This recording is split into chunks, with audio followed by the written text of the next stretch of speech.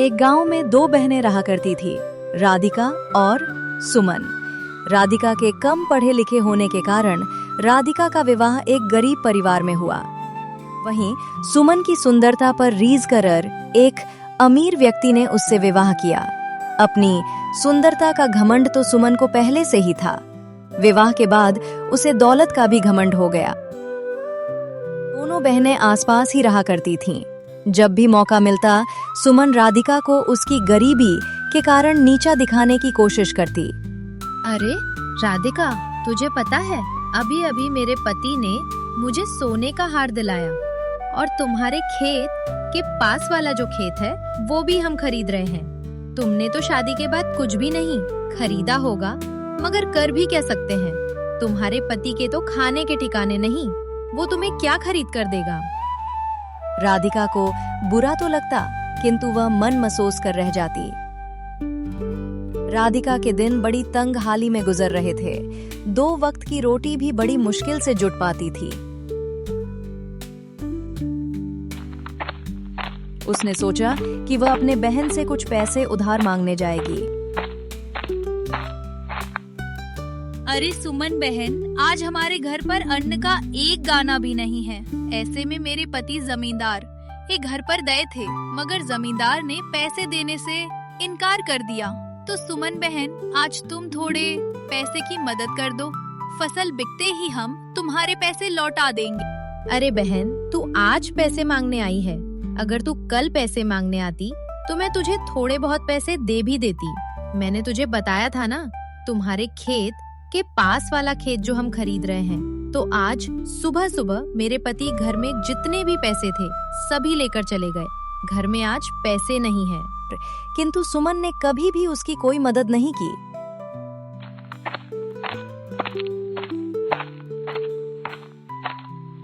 एक दिन राधिका ने सोचा, आगे सुमन ने भी पैसे देने से इनकार कर दिया। अब मैं क्या करूं? एक काम करती हूं, मैं मेरे बड़े भैया के घर जाकर उनसे पैसे मांगती हूँ। वो मुझे पैसे देने से मना नहीं करेंगे।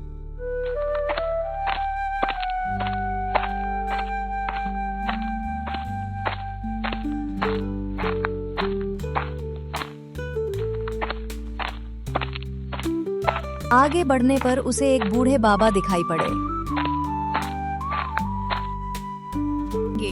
अरे बाबा, इतनी गर्मी में आप ये भारी मटका लेकर कहाँ जा रहे हो? कहीं नहीं बेटी, बस ये पास वाले गांव में मेरा घर है, वहीं ये पानी का मटका लेकर जा रहा हूँ।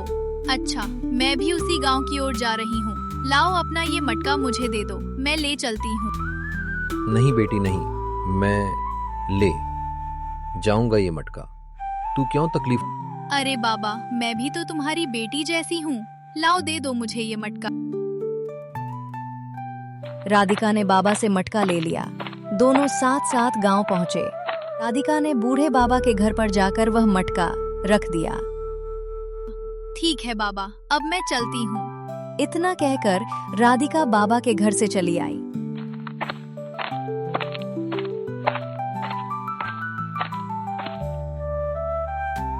जब वह अपने भाई के घर पहुंची तो उसे पता चला कि उसका भाई घर पर नहीं है। अरे भाभी, भैया कहाँ हैं? मुझे उनसे थोड़ा काम था। वो अभी घर पर नहीं है। क्या काम है, मुझसे कहो। अरे भाभी, मैं क्या बताऊं, अभी हमारे घर के हालात बहुत खराब हैं। हमारे पास 2 वक्त के खाने के भी पैसे नहीं हैं। तो इसमें हम क्या कर सकते हैं? हमारे पास कोई पैसों का पेड़ है जिसमें से पैसे तोड़कर तुम्हें हम दे। हमारे पास अभी पैसे नहीं हैं। ठीक है, पैसे मांगने के अलावा कोई काम हो तो बताओ, वरना यहाँ से जाओ। ठीक है भाभी, मैं चलती हूँ। जब वो घर जा रही थी तो वही बाबा उसे फिर से मिले और उन्होंने उसे बुलाया। अरे बेटी, इधर आओ। बेटी, तू इस गांव में किसके घर आई थी? बाबा, मैं वो अपने भैया के घर पर उनसे मदद मांगने आई थी। राधिका ने अपनी पूरी कहानी बाबा को बताई। बेटी ले, तू इन 4 घरों में से एक घड़ा ले ले। क्यों बाबा? अरे बेटी, तू इतनी दूर से पैदल चलकर आई है और पैदल ही चलकर तुझे जाना है। बेटी अगर तुझे रास्ते में भूख लगे तो ये घरे के अंदर लड्डू है, तू वो लड्डू खा लेना बेटी। नहीं बाबा, मुझे नहीं चाहिए। आपने मुझसे पूछा वही बहुत है। अरे बेटी ले लो, तू भी तो मेरी बेटी जैसी है। फिर बाबा के बार बार कहने से राधिका वो घड़ा बाबा से ले लेती है। बाबा अब मैं चलती हूँ, वरना मुझे घर पहुँचते पहुँचते अंधेरा हो जाएगा। और फिर वह अपने घर की ओर जाने लगती है।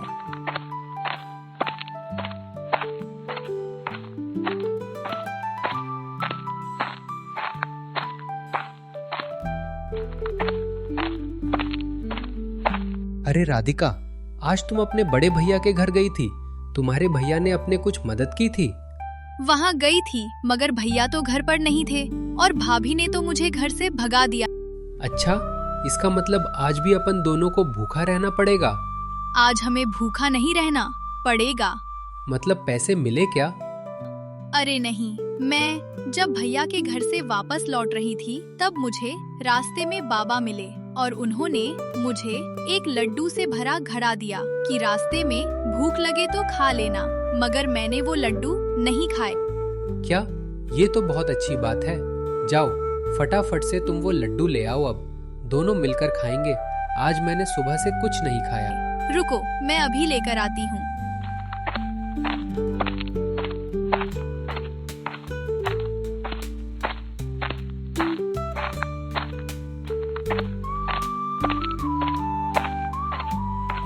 और जैसे ही राधिका घड़े को खोलकर देखती है तो वह चौंक जाती है। अरे बाप रे, सोने की मोहरे, वो भी इतनी सारी। अरे क्या हुआ?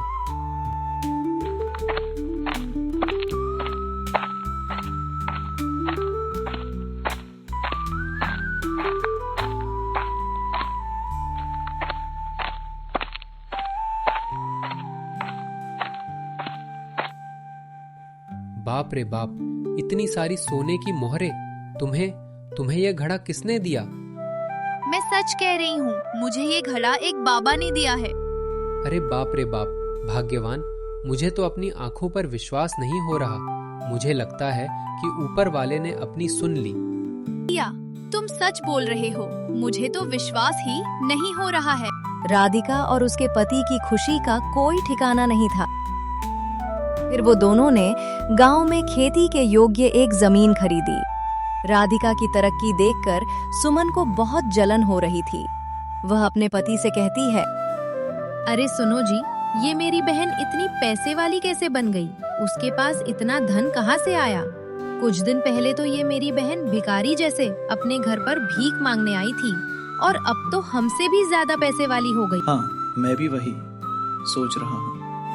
पहले तुम्हारी बहन का पति लोगों के खेत में मजदूरी का काम करता था और एकदम से इतना पैसा कहाँ से आया? मगर अभी कुछ दिन पहले मैंने तुम्हारी बहन को तुम्हारे भाई के घर की ओर जाते देखा था। क्या भैया के घर की ओर? हाँ, मुझे तो लगता भैया के घर से ही इतनी सारी धन दौलत लेकर आई होगी। मगर तुम्हारा भाई कैसा है जो सारा धन तुम्हारी छोटी बहन को ही दे दिया? उसकी बहन तुम भी तो हो ना। भाई के लिए तो दोनों बहन सामान्य हैं, तो फिर दोनों बहनों को बराबर का हिस्सा देना चाहिए। हो, भैया की संपत्ति पर जितना उसका अधिकार उतना ही मेरा अधिकार है। हम दोनों कल सुबह ही मेरे भाई के घर चलेंगे।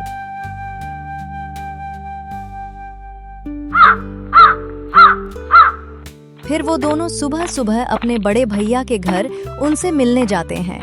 उन्हें भी रास्ते पर वही बाबा दिखाई पड़ते हैं। अरे बेटी, तुम जरा ये मटके को उठाकर मेरे कंधे पर रख दोगी? क्या तुम अपना काम खुद नहीं कर सकते हो क्या? क्या बेटी, मैं बूढ़ा हो गया हूँ बेटी, मुझसे ज्यादा वजन नहीं उठता।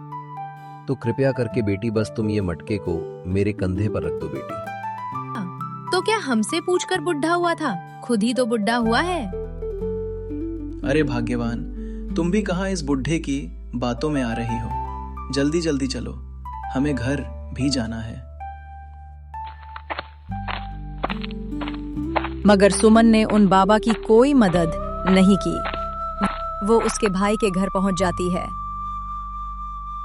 अरे भैया, भाभी अभी कुछ दिन पहले छोटी बहन राधिका यहाँ पर आई थी। हाँ सुमन, थोड़े दिन पहले राधिका आई थी, मगर मैं उससे नहीं मिला। जब वो घर आई थी मैं बाहर शहर में था, उससे केवल तुम्हारी भाभी ही मिली। क्या भाभी तुमने उसे कुछ दिया था क्या? नहीं, मैंने तो उसे कुछ भी नहीं दिया। हमारे पास कुछ होगा तो ही तो उसे देंगे। अच्छा, इसका मतलब आपने उसे कुछ नहीं दिया। ठीक है भैया, हम चलते हैं। अरे अभी तो तुम दोनों आए हो और इतनी जल्दी जा भी रहे हो। खाना तो खा कर जाओ। नहीं, हम यहाँ से निकल रहे थे तो हमने सोचा कि भैया से मिलते हैं। ठीक है, हम चलते हैं।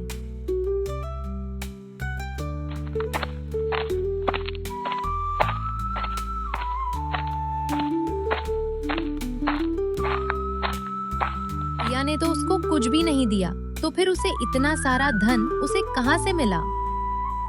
इतनी धूप में चलने के बाद मुझे बहुत जोर की प्यास लग रही है। तुम जाकर कहीं से जल्दी से पानी लेकर आओ, मुझे चक्कर जैसा लग रहा है। उन्हें एक झोपड़ी दिखती है। वो झोपड़ी उन्हीं बाबा की थी।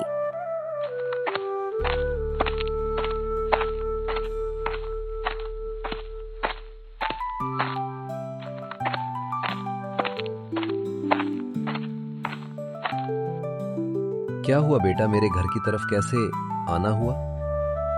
बाबा, एक लोटा पानी मिल सकता है? क्यों नहीं बेटी, आओ आओ, मेरे घर के अंदर आओ। क्या बाबा, हमने तो तुम्हारी मदद करने से इनकार कर दिया था, तो भी तुमने हमें पानी दिया है। तो क्या हुआ बेटी, वो तुम्हारा कर्म था, ये मेरा कर्म है। और बेटी, तुम दोनों को मैंने इस गांव में पहली बार देखा। तुम दोनों इस गांव में किसके घर आए हो? अरे बाबा, इस गांव में मेरे बड़े भैया रहते हैं, उनसे मिलने हम इस गांव में आए हैं। अच्छा बेटी, तुम वो रामू की बहन हो ना? बेटी, तुम्हारी एक और भी बहन है ना जो थोड़े दिन पहले तुम्हारे भाई से मिलने आई थी? बाबा, वह थोड़े दिन पहले भैया से मिलने आई थी, मगर बाबा तुम्हें कैसे पता? अरे बेटी, जिस जगह तुम मुझे आज मिली थी, थोड़े दिन पहले तुम्हारी बहन भी मुझे वहीं मिली थी। उस बेचारी बच्ची ने मेरा मटका मुझसे लेकर मेरे झोपड़ी तक छोड़ा।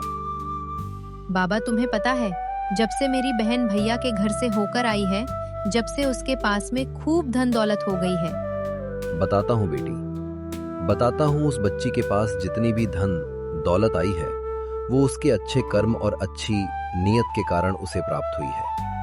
बाबा, मुझे तुम्हारी बात कुछ समझ नहीं आ रही, और मेरी बहन के ऐसे क्या अच्छे कर्म हैं जो उसे इतना धन मिल गया? कर्म और नीयत अच्छी होने से ही धनवान कैसे हो सकते हैं बाबा? तुम कैसी बात कर रहे हो? क्या इंसान के कर्मों का घड़ा ये कैसा खड़ा है बाबा? बताता हूँ बेटी, बताता हूँ। यहाँ पर जितने भी ये घड़े रखे हैं, ये कोई साधारण घड़े नहीं हैं। ये घड़े मनुष्य के कर्मों और मनुष्य की अच्छी नीयत के परिणाम देने वाले घड़े हैं। मैं तुम्हारी बात अच्छे से समझ गई। ये कर्मों के घड़े हैं। अपने जैसा कर्म किया होगा, इस घड़े में से अपने कर्मों के अनुसार फल मिलेगा। ठीक कहा बेटी, बिल्कुल ठीक। बाबा, आपको विपत्ति ना हो तो एक घड़ा क्या हमें आप दे सकते हैं? हम भी हमारा कर्म अजमा कर देखते हैं। कहा, क्यों नहीं बेटी, क्यों नहीं, ले लो तुम भी एक घड़ा, ले लो तुम भी, अपने कर्म और अपनी नियत का फल पाओ।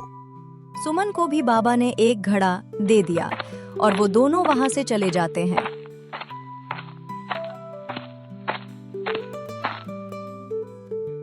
फिर रात के समय जैसे ही वो घड़ा खोलते हैं, उनके घड़े में से बहुत सारे कीड़े निकलने लगते हैं।